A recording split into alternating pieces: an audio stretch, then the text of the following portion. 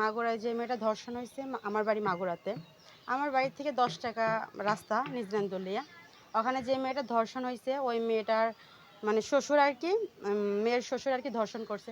প্রথম যে মানে ছেলে যে শ্বশুরের যে ছেলে, সেই ছেলের বিটার বউকেও ধর্ষণ করা হয়েছিল। কিন্তু সে মেয়েটা গরিব বিধায় অসহায়, এই কারণে কারো কাছে কোনো কিছু প্রকাশ করে নাই। তো সবাই যে একটা সাধারণ মানুষ যেভাবে বাঁচে বা একটা হাই সোসাইটি যেভাবে বাঁচে, দুজনের কিন্তু পার্থক্য কিন্তু অনেক আলাদা। তো মেয়েটা বাচ্চা, ঠিক আছে, তোর সমস্যা হচ্ছে বা তোর কোনো প্রবলেম হচ্ছে, বা রাস্তা আছে, দৌলতদিয়া আছে, মানে কত জায়গা আছে, তুই কেন ছোট একটা বাচ্চারে তুই এইভাবে ধর্ষণ করলি? আর আমার মনে হয় কি যে ও মানুষই না, আর আমার উচিত যে ওর সাথে সাথে মানে সেকেন্ডের ভিতরে ফাঁসি দিয়ে দেওয়া উচিত আমার মনে হয়। এর কোনো আমরা দেখতেছি কি ধর্ষণের কোনো বিচার হচ্ছে না। 1 দিন 2 দিন 4 দিন 5 দিন, কেন এরকম দেশ হবে?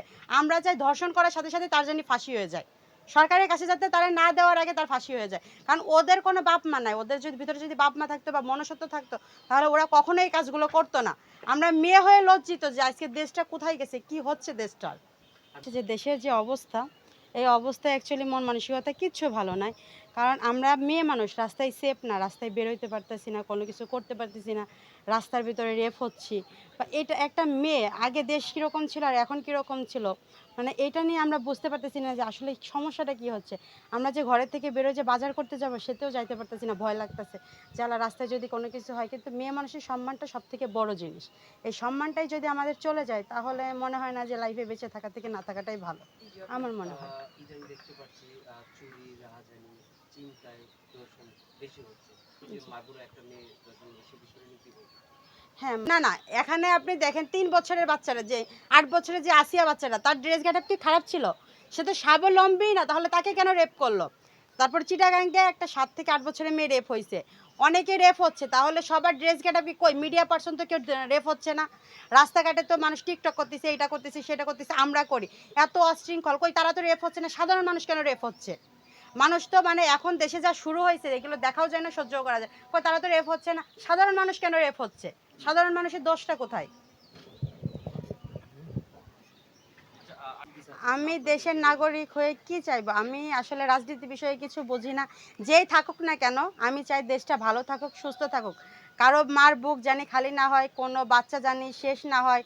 মানে আমরা তো ভয় পাচ্ছি এখন যে আমরা রাস্তাঘাটে বেরোবো বা আমাদের বাচ্চাদের রাস্তাঘাটে বেরোতে দেবো, বা আমাদের বোনের মেয়ে, আমার মা, ভাই, মানে আমরা টোটাল ভাই কোনো কিছু করতে পারতেছি না। এই যে দেশের এই অবস্থায়, বিনিময়ে আমরা কাজও করতে পারতেছি না। ঘরে বসে রয়েছি, ভয় আল্লাহ বেরোলে যদি কোনো ক্ষতি হয়, কই আমাদের তো কেউ এসে একবেলা খাইতে দেবে না, কাজ তো করতে হবে। তো যারা সাধারণ মানুষ কাজ করতেছে, ঠিক আছে, আমরা ভালো, আমরা ২ দিন ঘরে বসে থাকলে প্রবলেম। তার ৫ জন মানুষ সাধারণ যারা রিক্সা চালাচ্ছে, যারা গার্মেন্টসের শ্রমিক, যারা কাজ করতেছে, তাদের কি হবে? তাদের তো কেউ একবেলা ভাত দিচ্ছে না। তাহলে এদের জন্য অন্তত দেশটা শান্ত করা লাগবে, দেশটা ভালো করা লাগবে, দেশের উন্নতি করতে হবে।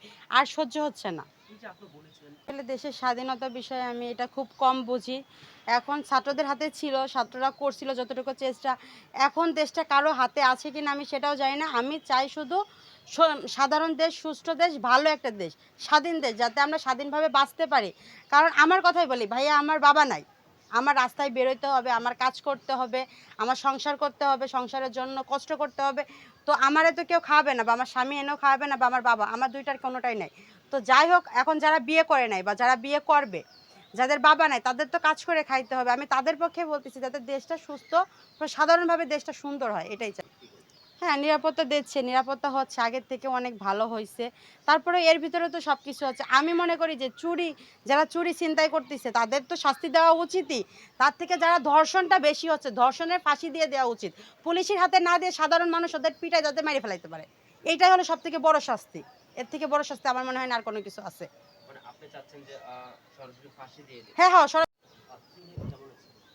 এই তো ভালো আছে ভাইয়া, আপনি ভালো আছেন? কি নিয়ে সময় কাটছে? এখন তো রোজার মাস, অবশ্যই রোজা নিয়ে সময় কাটতেছে। রোজা আছি, নামাজ পড়তেছি, আল্লাহর ইবাদত করতেছি। সারা মাস তো অনেক পাপ করি, অনেক কিছু করি। তো রোজার মাস তো আমাদের একটু ভালো থাকা দরকার, বা রোজার মাসটা আমাদের আল্লাহর নাম নেওয়া উচিত। তাই রোজার মাসে আল্লাহর নাম নিচ্ছি।